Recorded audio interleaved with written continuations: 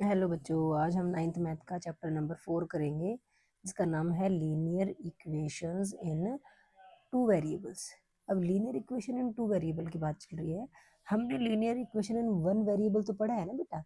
Linear equation in one variable तो आप 7th class से पढ़ते आ रहे हो।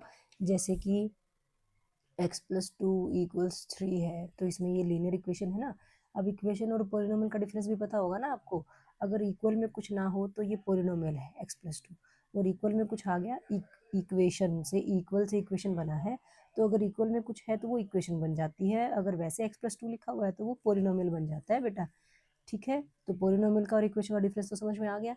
अब ये कैसा पोलिनोमियल, ये कैसी इक्वेशन है, ये इन वन वेरिएबल है। ठीक है, x+√3 = 0 अगर है, जैसे कुछ भी हो सकता है नंबर में, वेरिएबल आपके पास एक ही हो, तो ऐसी इक्वेशंस को हम बोलते हैं linear equation in one variable. अब इस चैप्टर में, फोर्थ चैप्टर में, हम पढ़ेंगे linear equation in two variables. ठीक है, और ये जो लीनियर इक्वेशन वन वेरिएबल की बात कर रही थी मैं, तो जैसे कि यहाँ से अगर आप निकालो x की वैल्यू क्या बनेगी, 3 - 2 1 बनेगी। ठीक है, तो आपने इसको नंबर लाइन पे रिप्रेजेंट करना भी देखा था, है ना, कि ये 1 है, तो नंबर लाइन पे हमने इसको रिप्रेजेंट कर दिया linear equation in one variable के सॉल्यूशन को। ठीक है, अब हम इस चैप्टर में linear equation in two variables पढ़ेंगे, उसमें उसका सॉल्यूशन निकालना भी सीखेंगे।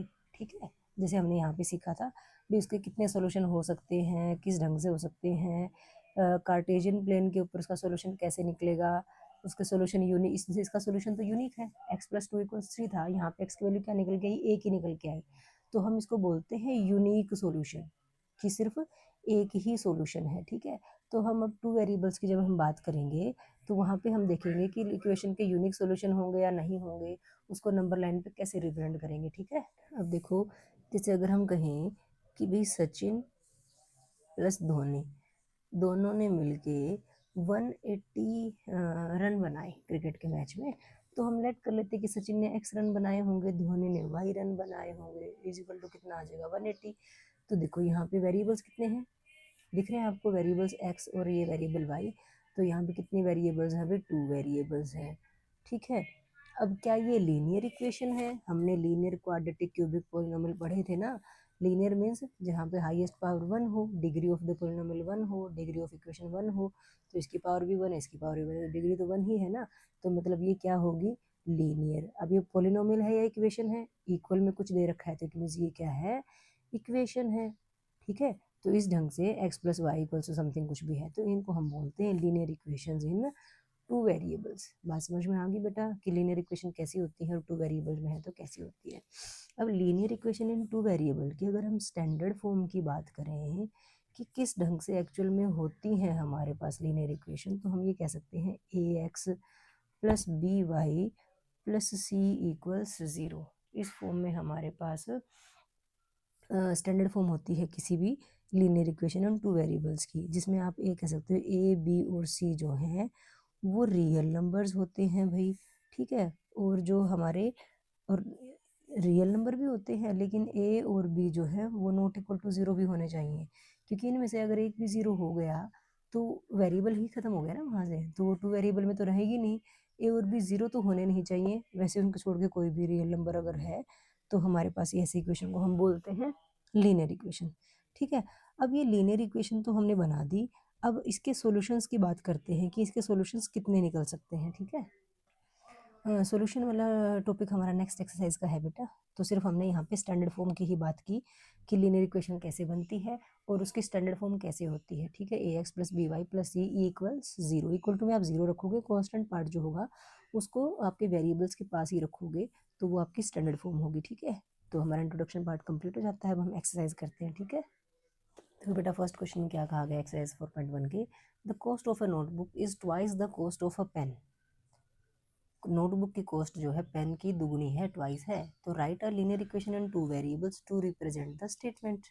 तो देखो सोल्यूशन कैसे करोगे, हम लेट कर लेते हैं, लेट कॉस्ट ऑफ नोटबुक क्या ले लेते हैं, ₹x, और लेट कर लेते हैं cost of a pen equals ले लेते हैं ₹y। ठीक है, अब अकॉर्डिंग टू द क्वेश्चन ये क्या कह रहा है कि नोटबुक की जो कॉस्ट है वो पेन की कॉस्ट का ट्वाइस है, मतलब अगर हम पेन का ट्वाइस कर दें तो वो नोटबुक की कॉस्ट के इक्वल हो जाएगा, तो x इक्वल्स टू वाई हो जाएगा। ठीक है, बात समझ में आ गई बात, बस इतनी सी बात है।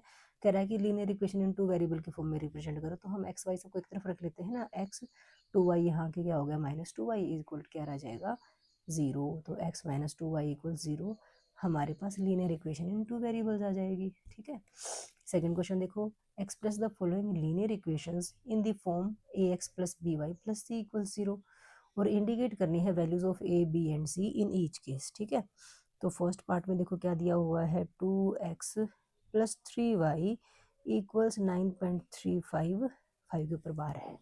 हमारे पास लीनियर इक्वेशन इनटू वेरिएबल तो है, ये दिख रही है, लेकिन हम जो कांस्टेंट होता है ना उसको भी इक्वल टू के इधर ही लेके आते हैं, तो इसको यहाँ ले आओ, ये बन गया 2x प्लस 3y माइनस 9.35 बार इक्वल में क्या रह गया 0। अब इसके नीचे अगर आप लिखना चाहो ना कि ये ax है, ये by है और ये c है इज इक्वल टू 0 है, तो यहाँ से आप बताओ a कितना होगा, दिख रहा है आपको a कितना है 2 है, b कितना है, y के साथ जो है वो b है, y के साथ यहाँ पे क्या है 3 है, तो 3, c कांस्टेंट टर्म है जो कि माइनस का 9.35 बार है, तो c की वैल्यू क्या होगी माइनस का 9.35 बार। बात समझ में आ गई बेटा, तो ये आपको ए बी सी निकालने थे और लीनियर इक्वेशन इनटू वेरिएबल्स बतानी थी, यही हमारे आंसर आ गए, ये हमारी इक्वेशन आ गई और ये हमारे ए बी सी आ गए। बात समझ में आ गई।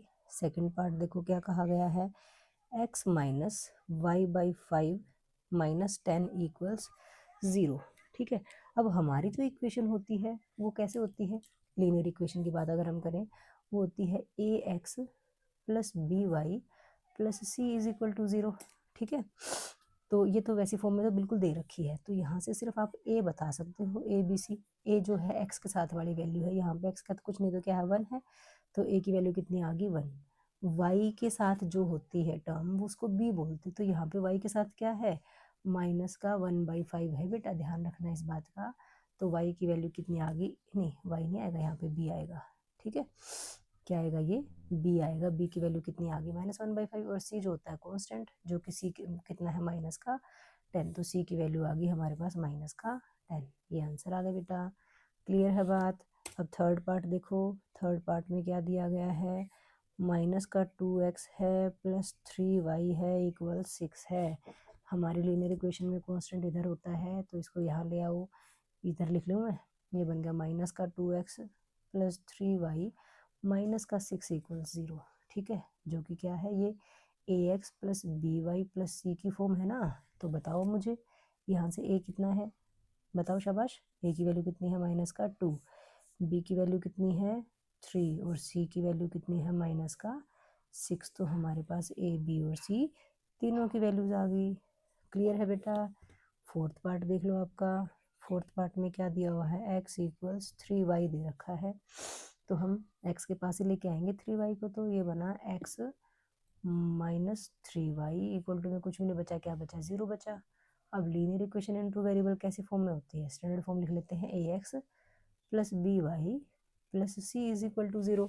अब यहाँ पे देखो x के साथ वाली वैल्यू a है आपकी, a तो कितना हुआ 1 हुआ, y के साथ वाली वैल्यू b है, y के साथ तो यहाँ पे माइनस का 3 है, और कांस्टेंट टर्म तो है ही नहीं, इसका मतलब c कितना है 0 है। आप इसको ऐसे भी लिख सकते हो फिर, x minus 3y plus 0 is equal to 0। ठीक है, ना भी लिखो कोई दिक्कत नहीं है, आपको समझ आना चाहिए कि ए बी सी कैसे निकल रहे हैं हमारे। ठीक है बेटा।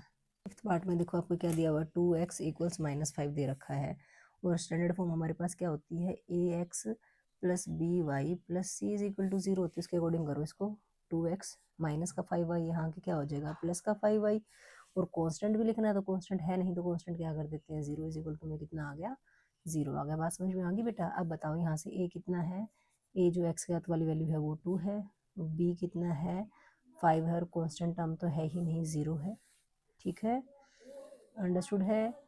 अगला पार्ट देखो, सिक्स्थ पार्ट में क्या दिया हुआ है, 3x प्लस 2 इक्वल्स 0। ठीक है, अब इसमें को भी आपने उसी स्टैंडर्ड फॉर्म में लिखना है, पहले ax plus b y plus c equal 0 की फॉर्म में, तो हम यहाँ लिख लेते हैं कैसी फॉर्म होती है, ax plus b y plus c equals 0। इस फॉर्म के लिए अगर आप क्या करोगे, अभी यहाँ पे करोगे तो देखो 3 के साथ तो ठीक है x है, y वाली टर्म है ही नहीं, तो मीन्स 0y रहा होगा, और प्लस क्या है 2 है इक्वल 0।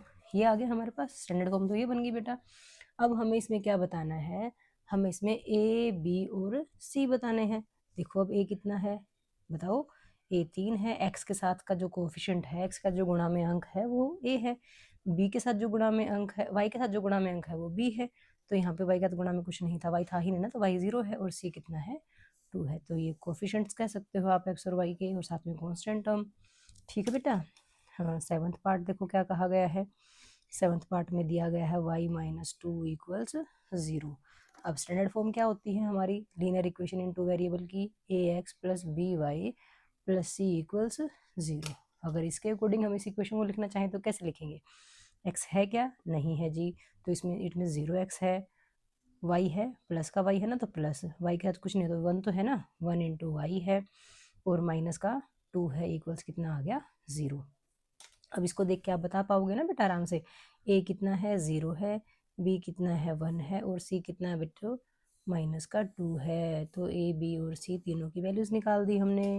ठीक है बच्चों। अब लास्ट पार्ट है इस एक्सरसाइज का, 8th पार्ट। उसमें क्या दिया गया है, 5 इक्वल्स 2x दिया हुआ है भाई। हमारी स्टैंडर्ड फॉर्म क्या होती है, a x plus b y plus c equal 0। तो यहाँ पे x वाली वैल्यू तो है, y तो है ही नहीं, मीन 0 y है, कॉन्स्टेंट टर्म है 5, देखते हैं किधर से किधर जाएगा। तो देखो 2x को तो यहीं रख लेते हैं 2x, 5 को इक्वल टू के वहाँ ले जाएंगे तो -5 हो गया, मीन्स यहाँ पे क्या बचा 0 बचा। अब इसको लिखेंगे कैसे, देखो x की तो ठीक है टर्म, y की टर्म नहीं है तो 0 इंटू वाई, कॉन्स्टेंट टर्म -5 है तो -5 लिख दिया, ये 0 को इधर की बजाय इधर लिख लेते हैं। ठीक है, तो बन गई हमारी स्टैंडर्ड फॉर्म। अब बताओ a कितना है 2 है, बी कितना है 0 है, और सी कितना है बेटा माइनस का 5 है। इसके साथ ही हमारी ये एक्सरसाइज कंप्लीट हो जाती है बेटा। अगर आपको ये वीडियो अच्छी लगी हो तो प्लीज़ चैनल को लाइक शेयर और सब्सक्राइब कीजिएगा। Thank you very much.